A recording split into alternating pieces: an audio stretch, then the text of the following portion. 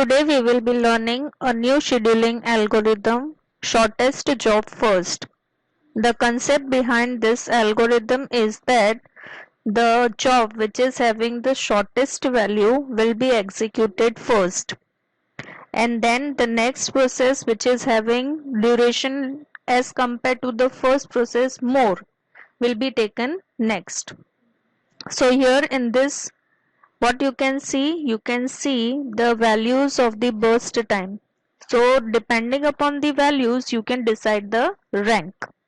So first rank will be given to process P4 because it is having the smallest burst time. So first it will be executed, then process P1 it will be executed, then process P3 will be executed, then process P2 will be executed. Now according to this rank you can execute the processes. So first process is which process? Process P4. It is executing for how many milliseconds? 3 milliseconds. That is 0 plus 3 gives you 3. The next ranking is which process? It is P1. P1 is going to execute for how many milliseconds? 6 milliseconds. So 3 plus 6 gives you how much? 9. Then which process is going to execute? The process P3. So process P3 is going to execute.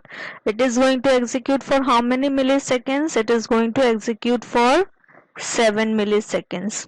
So 9 plus 7 is 16. And finally the last process which is going to execute is your process P2, and it is going to execute for how many milliseconds? It is going to execute for 8 milliseconds. So 16 plus 8 is how much? It is 24. Now from the Gantt chart we can see that the completion time of each of the processes are P1 has completed the execution at time 9 milliseconds. So that means it is over here it is 9. Then process P2 has completed at time 24. Process P3 has completed the execution at 16.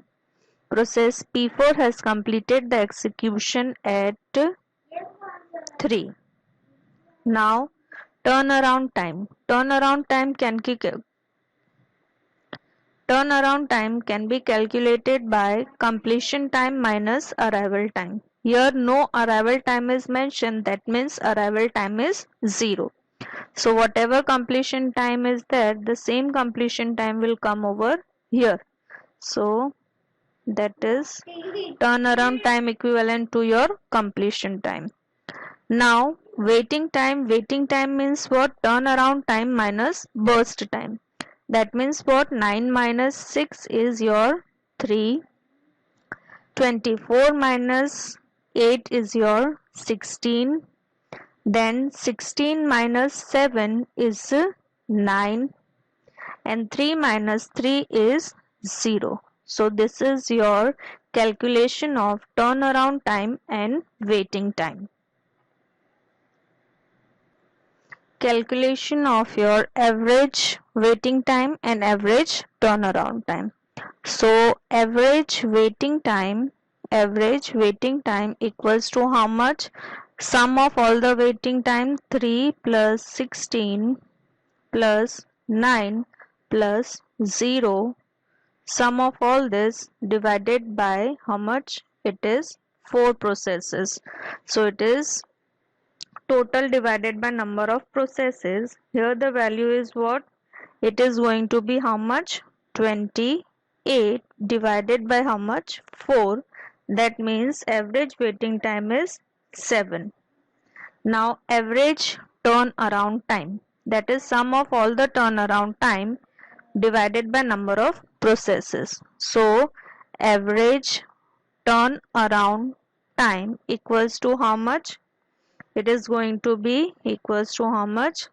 9 plus 24 plus 16 plus 3 divided by 4, which is equivalent to 50.